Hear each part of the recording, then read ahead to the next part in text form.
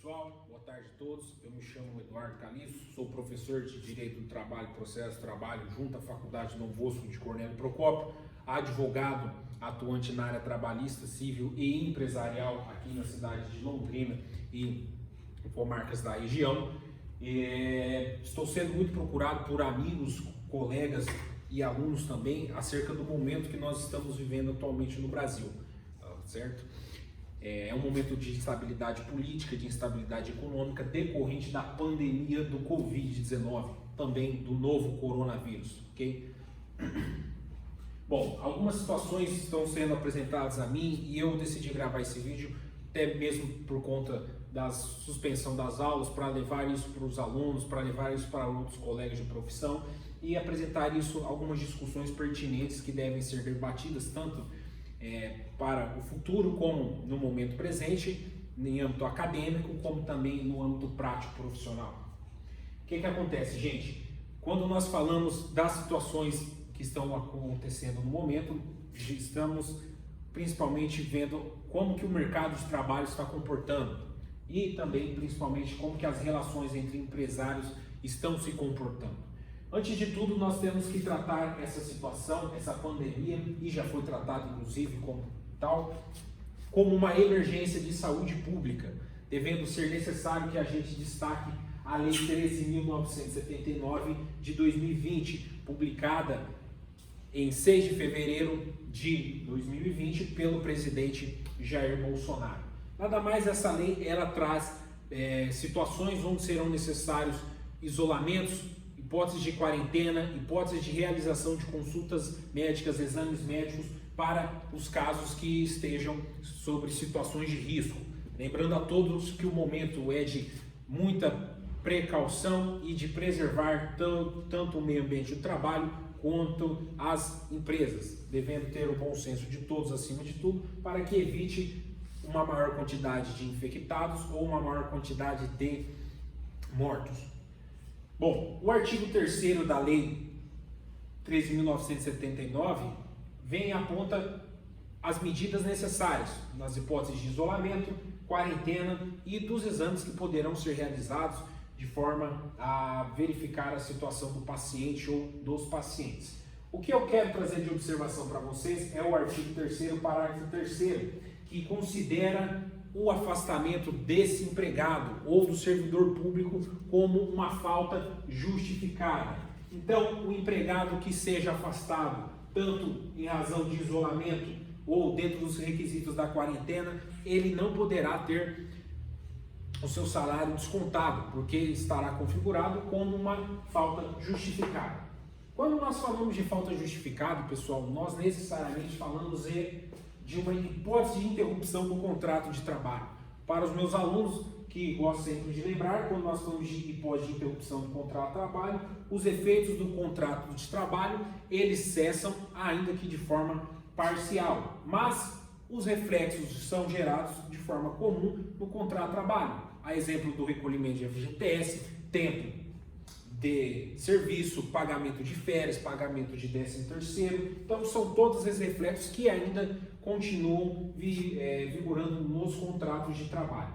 Logicamente, quando eu falei isso para o cliente, ele ficou muito espantado por conta de que ele não estaria exercendo, o empregado não estaria prestando serviço. O momento já é crítico para a economia nacional e a empresa também não estava conseguindo produzir, o que acabaria gerando um prejuízo ainda maior para as empresas. Mas também nós devemos levar em consideração que, com base tanto em princípios gerais do direito, como por exemplo o princípio da supremacia do interesse público sobre o interesse privado, que, se tratando de uma medida necessária para preservar a integridade física daqueles empregados, daquele grupo de servidores, necessariamente vai prevalecer sobre o interesse do empregador em querer manter a atividade dele econômica funcionando, trabalhando, sem contar ainda os princípios próprios do direito do trabalho, como o princípio da proteção, entre outros princípios, tá certo?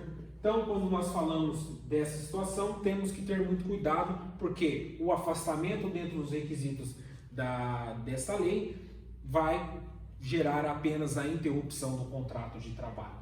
Bom, uma outra situação que me perguntaram e eu gostaria de explicar para vocês, porque inclusive ontem foi alvo de muita notícia e de crítica também por parte dos defensores dos advogados trabalhistas, entre outras situações, sindicatos, por exemplo.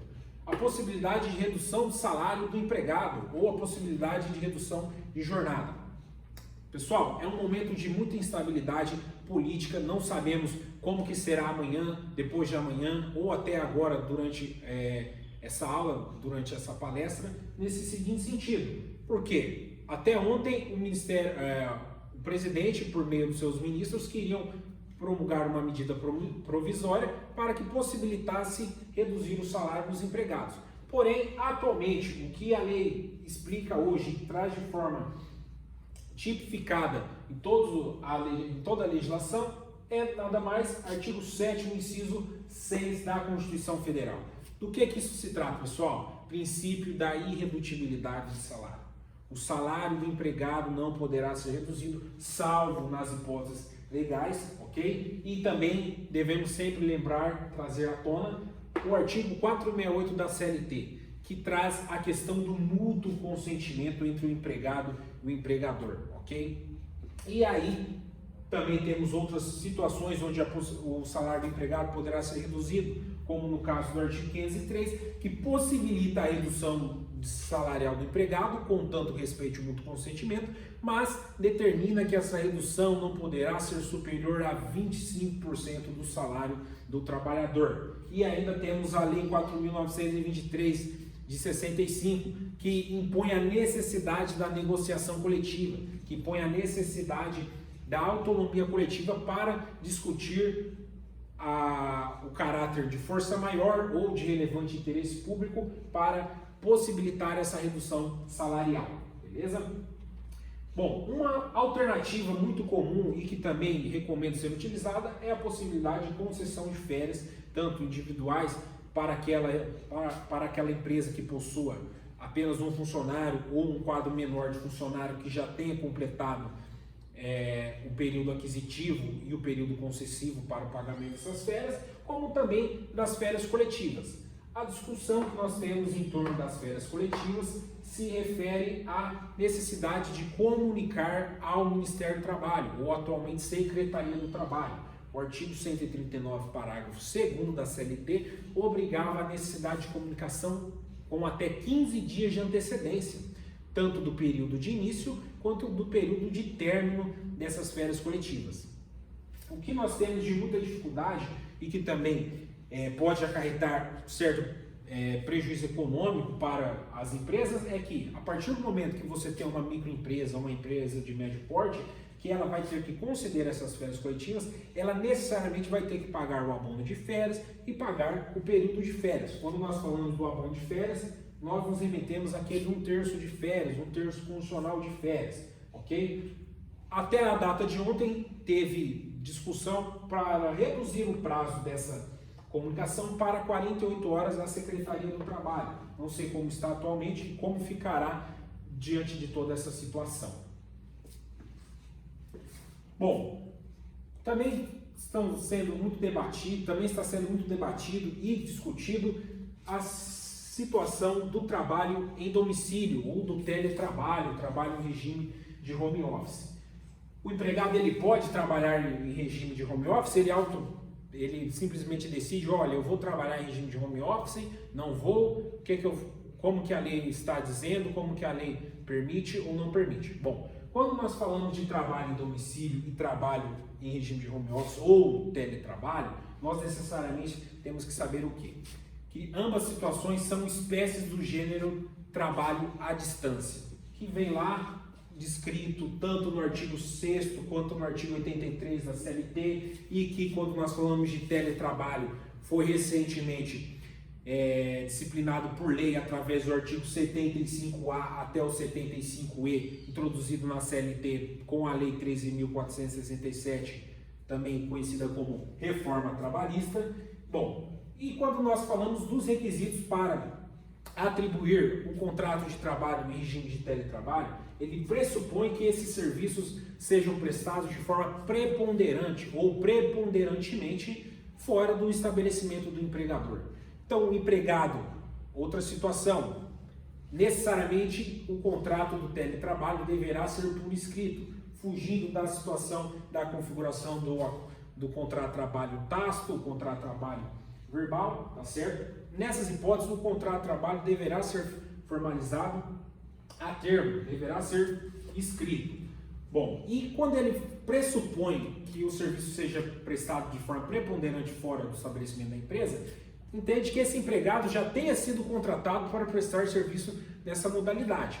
O empregador ele pode simplesmente mandar o empregado que está trabalhando em regime presencial para o teletrabalho? Temos a possibilidade.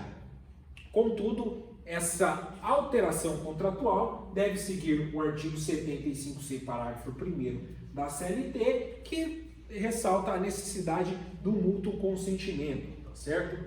E vai trazer muita discussão sobre isso, porque o teletrabalho, ele nos joga para o artigo 62, inciso 3 da CLT, que afasta o enquadramento dessa modalidade de empregado no cômputo da jornada de trabalho. Como que esse empregado que vai ser transferido do regime presencial para o teletrabalho, com uma carga de horário, com uma carga de trabalho, vai ser fiscalizado pela empresa? Vai ter direito a receber horas extras eventualmente prestadas ou não? São discussões que certamente baterão à porta do judiciário para serem discutidas quando toda essa situação passar. Uma questão relevante que convido a todos também para debater seria a responsabilidade da empresa diante dessa situação. Bom, podemos falar sobre uma responsabilidade objetiva do empregador ou uma responsabilidade com base no risco integral do empregador diante dessa situação. O empregador que mantém os empregados por meio de um trabalho que possa gerar risco à integridade física do empregado, à saúde do empregado, diante do momento que estamos vivendo e diante também de medidas adotadas de isolamento de quarentena. Ou podemos discutir também uma responsabilidade do Estado por conta disso, não sabemos ainda. Bom, mas quando nós falamos de responsabilidade da empresa, necessariamente nós nos remetemos ao artigo 2º da CLT, que fala que o empregador é quem assume o risco da atividade comercial, ou o risco do negócio, os lucros e também os custos, os riscos que esse negócio apresenta. Nada mais nos remete também ao requisito da alteridade lá das relações de emprego, para a configuração das relações de emprego. Então, o empregador, ao assumir os riscos da atividade dele, ele também deve zelar pelo bom funcionamento da empresa e pela integridade dos empregados, tá certo?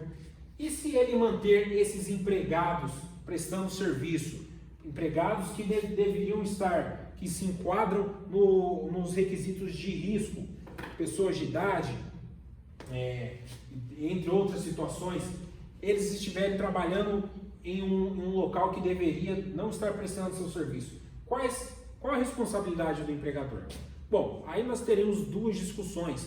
Se o empregado contrai essa doença que não seja decorrente da prestação de serviços, não seja decorrente do trabalho dele, certamente nós não teremos um acidente ou uma doença típica do trabalho.